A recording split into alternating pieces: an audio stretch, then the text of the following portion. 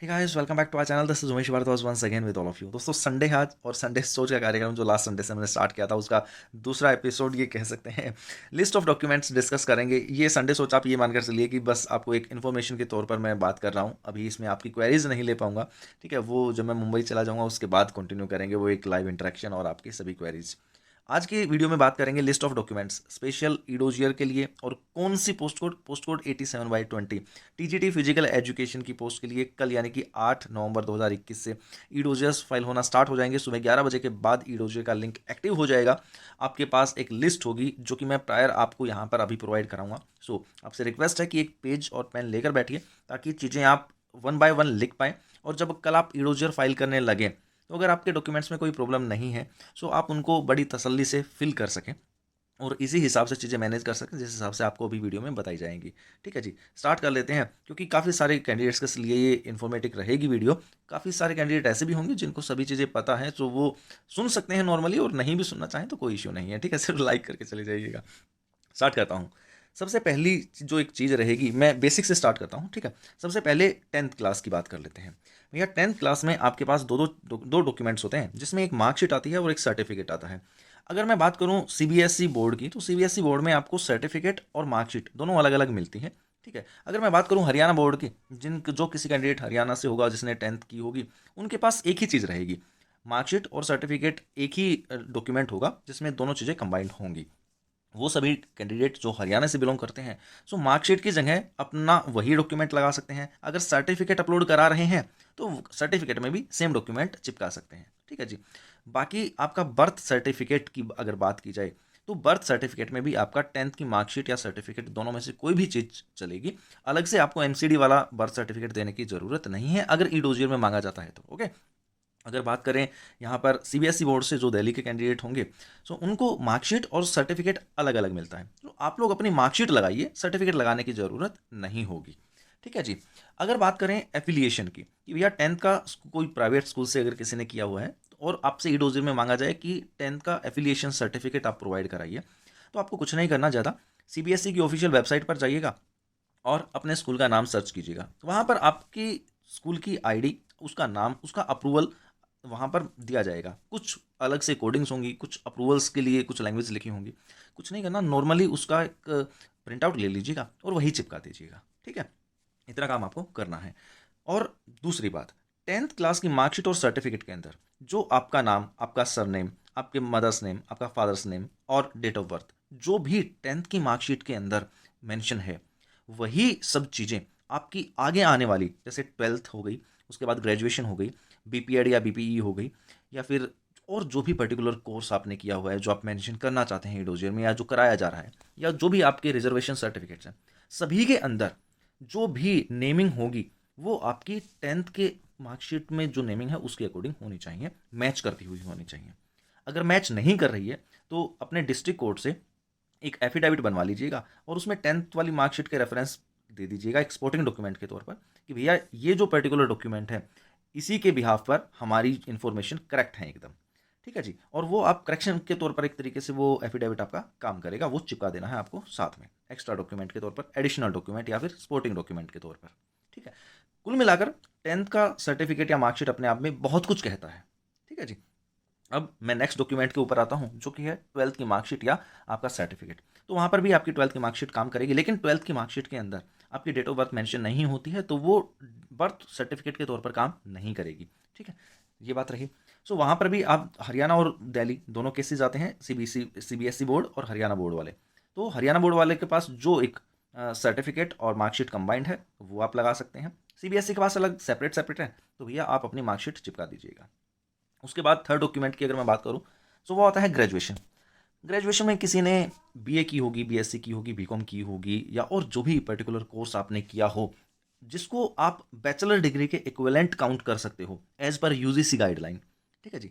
वो उसकी सभी सेमेस्टर्स की मार्कशीट आपके पास होनी चाहिए और कम से कम उस पर्टिकुलर कोर्स का प्रोविजनल सर्टिफिकेट आपके पास होना चाहिए।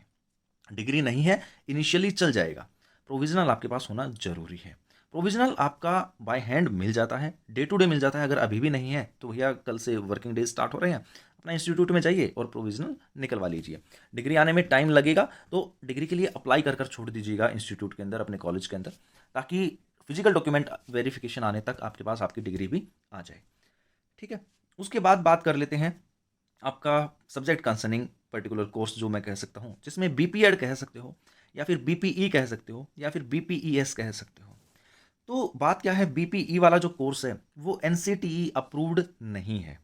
ठीक है जी, क्योंकि एनसीटीई की वेबसाइट पर जब आप जाएंगे तो वहाँ पर आपको बीपीई कोर्स के regarding NCTE certificate department release नहीं करेगा, नहीं देगा, वहाँ पर लिस्टेड है ही नहीं। लेकिन अगर आप बीपीएड के लिए एनसीटीई चाहोगे तो आपको मिल जाएगा, और आप लोगों में से बहुत सारे कैंडिडेट से निकलवा भी लिया होगा और आपके पास होगा भी। ठीक है, तो बीपीई वाले कैंडिडेट अब एलिजिबल हैं या नहीं है उसका फैसला डिपार्टमेंट करेगा।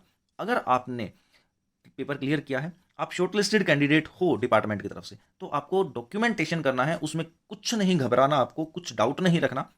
आप अपना डॉक्यूमेंटेशन कीजिए, एकदम फ्री माइंड कीजिए, मस्त रहकर कीजिए। ठीक है जी, जो चीज़ें हैं बीपीई और बीपीएड वाली, वो चीज़ें मैं आपको बाद में क्लियर करूंगा, फिलहाल आप अपने डॉक्यूमेंटेशन पर ध्यान दीजिएगा। ठीक है, तो मेन थिंग इज कि आपका अपना पर्टिकुलर कोर्स जो भी है, ओके, उसके लिए आपको एनसीटीई सर्टिफिकेट की रिक्वायरमेंट होगी, साथ ही साथ बीपीई की है, बीपीईएस की है या फिर बीपीएड की है। सभी पर्टिकुलर बीपीई जो होती है वो 3 साल की होती है, तो तीनों साल मतलब बोले तो 6 सेमेस्टर आपके अलग अलग हो गए। सभी सेमेस्टर्स की मार्कशीट आपके पास होनी चाहिए, कम से कम प्रोविजनल होना चाहिए अगर डिग्री नहीं है तो। सेम चीज़ आती है आपकी बीपीएड के साथ, तो बीपीएड का भी आपके पास सभी सेमेस्टर्स की मार्कशीट होनी चाहिए, खासकर ग्रैंड टोटल की, और उसके बिहाफ पर आपका प्रोविजनल सर्टिफिकेट आपके पास होना चाहिए अगर आपके पास डिग्री नहीं है तो। डिग्री के लिए अप्लाई कर दीजिए, फिजिकल डॉक्यूमेंट वेरिफिकेशन के टाइम तक आपको मिल जाएगी डिपार्टमेंट के पास से। ठीक है, सो ये सारी चीज़ें हुई। उसके बाद मैं बात करता हूँ कुछ एक जो माइनर चीज़ें हैं जो सभी के पास इवन होती ही हैं। आपके फ़ोटोज़ हो गए, सिग्नेचर हो गए, और ये जो फ़ोटोज़ और सिग्नेचर हैं इनका एक पर्टिकुलर डायमेंशन रहता है, एक पर्टिकुलर साइज़ रहता है। ठीक है, जो जिस पर्टिकुलर साइज़ के फ़ोटोज़ एंड सिग्नेचर आपको अपलोड करने होते हैं, तो वो साइज़ मेंटेन कर लीजिएगा। आजकल ऑनलाइन ही सब रिसाइज़ हो जाते हैं आपके फ़ोटोज़ वगैरह। ओके, मेनली बात करूँ थंब इम्प्रेशन की, सो थंब इम्प्रेशन में कैंडिडेट थोड़ा कंफ्यूज रहता है कि हम राइट थंब इम्प्रेशन डालें या लेफ्ट डालें। तो मैं ये कहता हूँ कंफ्यूज होने की ज़रूरत नहीं है। अगर आपको डाउट है कि डिपार्टमेंट क्या कंसीडर करेगा, तो मैं कहता हूँ कि लेफ्ट थंब इम्प्रेशन आप वहाँ पर सबमिट कीजिए, अगर आप एक ही थंब इम्प्रेशन करना चाहते हैं तो। ठीक है जी, लेफ्ट मैं क्यों कह रहा हूँ, क्योंकि जिस टाइम पर आप एग्जाम देने जाते हो तो अटेंडेंस शीट के ऊपर भी आप लेफ्ट थंब इम्प्रेशन ही वहाँ पर लगाते हो। आपके एडमिट कार्ड के फर्स्ट पेज पर इन्विजिलेटर के सिग्नेचर और आपका थंब इम्प्रेशन होता है, सो वहाँ पर भी आपका जो थंब इम्प्रेशन होता है वो लेफ्ट हैंड थंब इम्प्रेशन होता है। तो यहाँ पर ई डोजियर में भी आप अपना left hand thumb impression submit कर सकते हो। आपको डाउट आता है तो आप क्या करें, एक प्लेन पेपर लेना वाइट, उसके एक साइड लिखना लेफ्ट, एक साइड लिखना राइट। लेफ्ट के ऊपर लेफ्ट थंब इम्प्रेशन लगा देना, राइट के ऊपर राइट थंब इम्प्रेशन लगा देना, और उस पर्टिकुलर को एक स्कैन करके उसकी एक पीडीएफ क्रिएट कर लेना। कहने का मतलब एक सिंगल पीडीएफ के अंदर दोनों थंब इम्प्रेशन आ जाएंगे, और उसी को फिर अपना एक डॉक्यूमेंट के तौर पर बनाना और अपलोड कर देना। तो थंब इम्प्रेशन में आपका दोनों ही थंब इम्प्रेशन चले जाएंगे। डिपार्टमेंट जो भी कंसीडर करना चाहे कर सकता है, उसमें इशू कुछ भी नहीं होगा। ठीक है, कहीं ये सोचो कि भाई हमें रिमार्क डाल कर दे देगा डिपार्टमेंट, ऐसा कुछ भी नहीं है। ओके, उसके बाद बात करता हूँ कि आपकी कुछ रिलैक्सेशन सर्टिफिकेट्स में अगर बात करें तो ओबीसी कैंडिडेट के लिए ओबीसी सर्टिफिकेट होता है, जिसमें आप अपना ओबीसी सर्टिफिकेट नंबर डाल सकते हैं ईडोजियर में। एनसीएल की बात करूँ तो अगर आपके पास एनसीएल उस टाइम का है जिस टाइम पर आपने वैकेंसीज फिल की थी, यानी कि 2020 में, अगर एनसीएल उस टाइम का है तो आप वो एनसीएल सबमिट कर सकते हैं। मोस्ट रिसेंट वाला भी कर सकते हैं। अगर किसी कैंडिडेट के पास 2020 वाला एनसीएल सर्टिफिकेट नहीं है तो बस सी बात है कि उसके पास कोई और ऑप्शन है ही नहीं, उसके पास ऑप्शन है सिर्फ और सिर्फ रिसेंट वाला एनसीएल सबमिट करने का। सो आप अपना मोस्ट रिसेंट एनसीएल बनवाइए और वो सबमिट कर दीजिए, क्योंकि 2020 वाला है ही नहीं तो आपके पास इसके अलावा कोई और ऑप्शन है ही नहीं। ठीक रही बात, तो बिना सोचे समझे ज़्यादा दिमाग मत लगाना कि क्या करेगा डिपार्टमेंट, कुछ होगा नहीं होगा, डजेंट मैटर, वो चीज़ें बात की हैं, बाद की चीज़ें बाद में लेकर चलेंगे। और उन चीज़ों को कैसे रिजोल्व करना है, अगर डिपार्टमेंट बाई चांस रिमार्क डालकर दे भी देता है, कुछ डेफिशिएंसी क्रिएट कर भी देता है, तो उसके लिए भी आपको रास्ता हम बता देंगे, उसकी कोई इतनी बहुत बड़ी चीज़ें नहीं है वो। ठीक है, तो ये रिलैक्सेशन सर्टिफिकेट हो गया, आपका ओबीसी सर्टिफिकेट हो गया, एनसीएल हो गया साथ में। ओके, अब अगर इसके अलावा मैं बात करूँ तो और क्या डॉक्यूमेंट रह गया भाई, क्योंकि ये सिर्फ मैंने कहीं लिस्टेड नहीं किया, मैं सिर्फ अपने माइंड में सोच रहा हूँ और बोल रहा हूँ, है ना। इसके अलावा बात करूँ, हाँ, यूआर कैंडिडेट के लिए ईडब्ल्यूएस सर्टिफिकेट हो गया, तो वो भी आपका उस टाइम से पहले का होना चाहिए जिस टाइम पर आपने एप्लीकेशन फिल किया था, क्योंकि ईडब्ल्यूएस सर्टिफिकेट आपके पास पहले का होगा, आप तभी तो ईडब्ल्यूएस के लिए एलिजिबिलिटी शो कर सकते हो एप्लीकेशन फॉर्म में। तो ईडब्ल्यूएस का भी यही सेम रहेगा कि भाई आपके पास पहले का होना चाहिए। ठीक है, उसके बाद एससी सर्टिफिकेट, एसटी सर्टिफिकेट तो आपके पास ऑलरेडी पहले का ही होगा और आप वो लगा सकते हैं। ईडब्ल्यूएस, अदर स्टेट ईडब्ल्यूएस भी दिल्ली के अंदर ईडब्ल्यूएस ही कंसिडर किया जाएगा, तो इस चीज़ का भी कोई इशू नहीं है।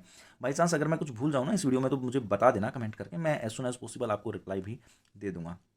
ठीक है, अब बात करता हूँ आपका एडमिट कार्ड का first page.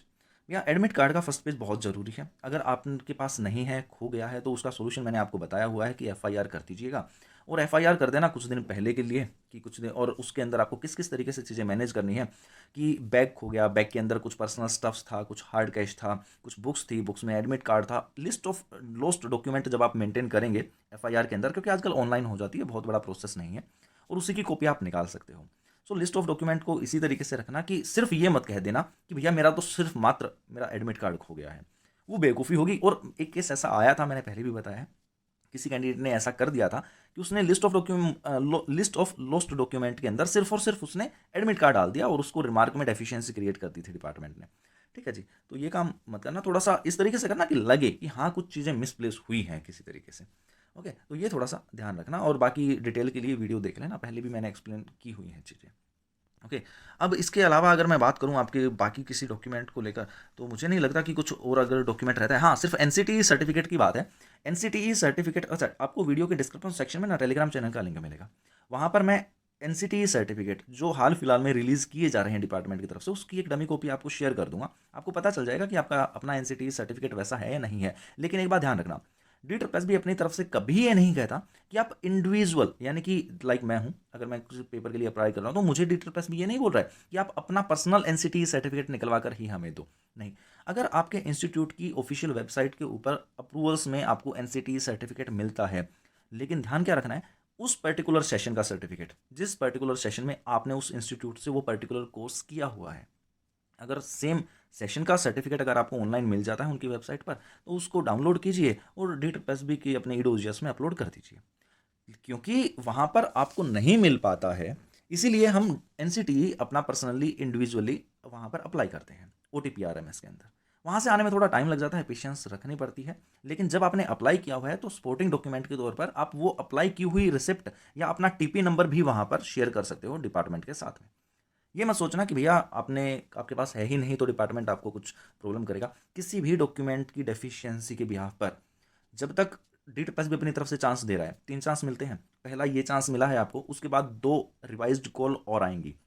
First revise call, second revise call, जिसमें आपको 2 बार वापस से बोला जाएगा अपने डॉक्यूमेंट लिस्ट ठीक करने को, अपने डॉक्यूमेंट्स वगैरह ठीक से सबमिट करने को। ठीक है जी, अगर आप तब भी नहीं कर पाए, तब कहीं जाकर ये चीज़ें होती हैं कि आपका कैंडिडेचर कैंसिल कर दिया जाता है। बाकी ये होता है कि मोस्ट प्रोबेबली आपकी सभी चीज़ें हो ही जाती हैं, अगर सब चीज़ें ऑथेंटिक वे में हैं आपके पास तो।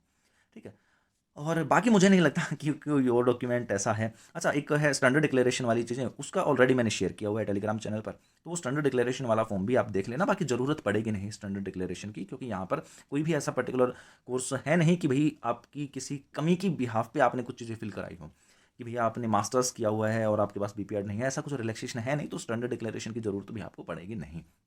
पड़ती है तो आपके पास फॉर्म ऑलरेडी दिया हुआ है। एनसीटी वाला भी मैंने बता दिया, NCL वाला भी बता दिया, बाकी रिलैक्सेशन सर्टिफिकेट्स भी हो गए, 10th 12th graduation, after that BPED BPE वाली चीज़ें भी हो गई। ठीक है, आधार कार्ड वगैरह है वो आपके पास ऑलरेडी होगा ही, आधार कार्ड का नंबर बाकायदा चलता है, फोटोज़ वगैरह उन्होंने पहले ही डिपार्टमेंट ने अपडेट करा लिया था। ठीक है, बाकी कुछ भी चीज़ें अगर आपको ज़रूरत पड़े तो हम हैं यहाँ पे, आप बेफिक्र होके एकदम मैसेज कीजिएगा, कमेंट कीजिएगा वीडियो के नीचे। इंस्टाग्राम ID भी दी हुई है डिस्क्रिप्शन में, DM कर सकते हैं पर्सनल, कुछ इशू है तो किसी चीज़ को लेकर। ओके, सो बस यही सब चीज़ें थी, और आई होप कि ये इन्फॉर्मेटिव रही हो वीडियो आपके लिए। मैं मिलता हूँ नेक्स्ट सेशन में, नेक्स्ट वीडियो में, तब तक के लिए ख्याल रखिएगा, खुश रहिएगा, bye bye, take care, good night.